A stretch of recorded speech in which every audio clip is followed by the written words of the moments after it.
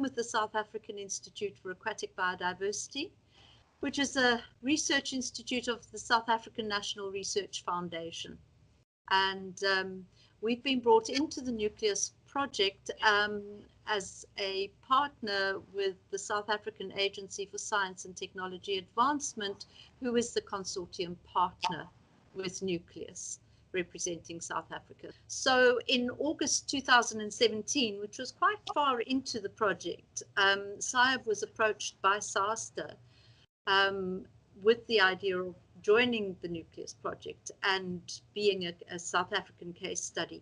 When we were approached, we thought that's a good opportunity for us to get involved in a project that was outside of ourselves, bigger than ourselves, and to look at ourselves in a different way. So we agreed to come on as the embedded Nucleus. Firstly, I think one of the major advantages for us was that we had high-level buy-in right from the start. So this project was something that had been brokered by SASTA, approved by the National Research Foundation, and was being embedded in a national facility of the National Research Foundation. So there is buy-in from every level of governance associated with the project. So we haven't necessarily had to fight battles to have the project recognized. We've not had to reinvent the wheel.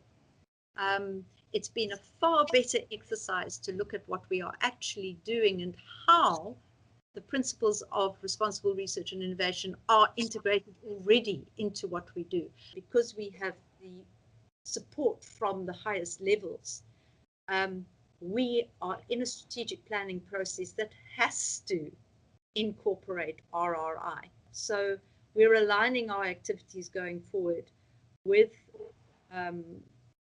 RRI principles, as well as building on the institutional values. The NRF have a set of values that feed directly into principles of RRI and the Sustainable Development Goals. So we're taking that larger context and we're feeding what we are doing and what we plan to do in the direction we'd like to go forward using that paradigm. We've got a very wide range of practitioners in the science space who are all very aware of the need to change the paradigm of science, and to hear what different people have to say from the point of view of, well, let the scientists who want to do it, and let the others who don't not. Catalyzing that debate into a strategic planning document is actually a very interesting exercise. Right from early on in the process, I thought, well, what opportunities are there to use being an embedded Nucleus as a catalyst for engaging with people that we wouldn't normally engage with. So we've been trying to look out of the box, taking it outside of the science paradigm and saying, well, what other aspects in the academic space are there that could be mobilized? And I think marketing and communications is definitely one. We've built an association with a research chair at Rhodes University in biotechnology, innovation and communication.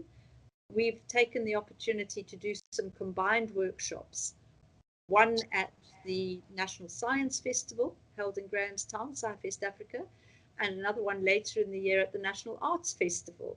So to try and get RRI into space, both scientists and the artists, so that it is as seen as a cross-cutter. If we're looking at insights and lessons learned, and if I were to say to somebody, this is what I would suggest you do, because I think this is what Nucleus is trying to do. It's trying to get to some kind of blueprint about how can you make RRI work in your institute. You need to work smart to win hearts and minds within the institute. Finding a way to talk, finding platforms, and we have found platforms through our general staff meetings. It's not just been something we've discussed at a high level. We've discussed it with everybody who works here, and stimulated a kind of co-responsibility for the change, which is one of the action areas that Nucleus is looking at. And then identifying or asking our researchers to identify when it is they are engaging, because I think this is an area that, because it's not rewarded in science, they tend to think doesn't count. It's always been relegated to the soft stuff, or that stuff we have to do every now and again. And it's when they're doing it without realizing they're doing it that it actually has the most impact. So what we've done is integrated an element in the quarterly reporting that researchers do for our corporate reporting. We've just put an element in there which we have called engaged research. And by using that terminology, we have found that they engage with it, because they suddenly start to see it as part of their research rather than in addition to. And you get a suddenly start getting this picture building and data about what they're doing without it actually being any extra work for them at all. It's just part of what they're doing. But you need to give it value. And that's the challenge going forward, is how do we give that aspect of what they are doing almost unconsciously sufficient value so that they actually take note of it. I'm going to focus on a flagship marine program that is managed by SAIAB, and that is the African Coelacanth Ecosystem Program. So ASIP is an open call project.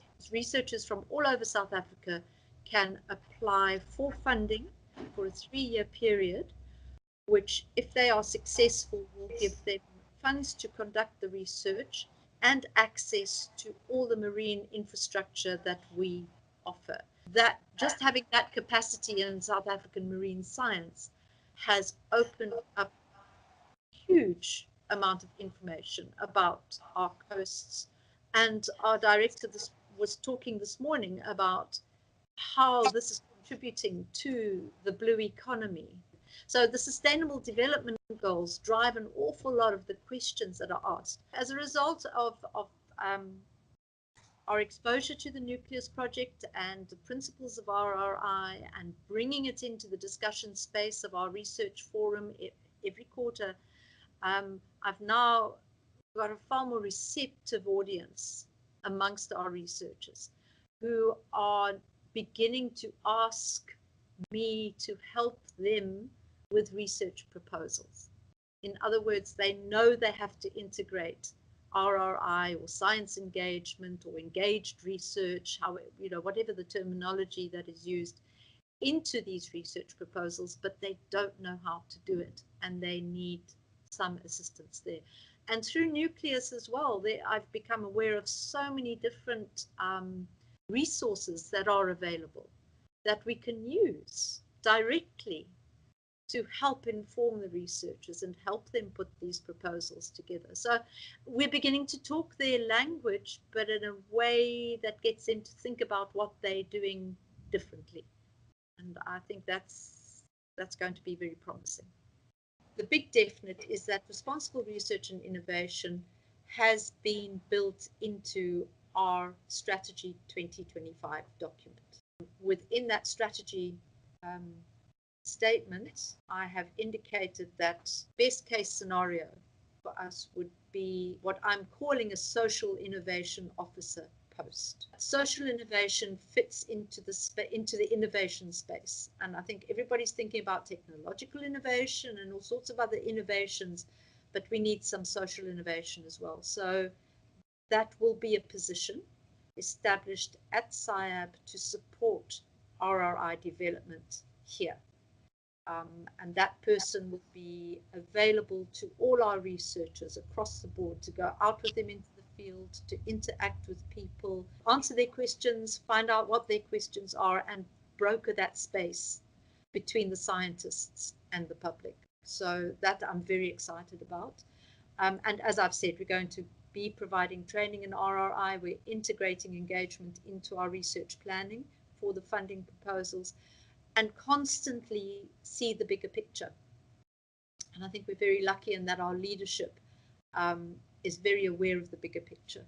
Thank you for the opportunity to actually be a voice. It's it's really wonderful to have been able to put our story across. It's difficult for other people to speak on our behalf, but I think we've gained tremendously from the project so far.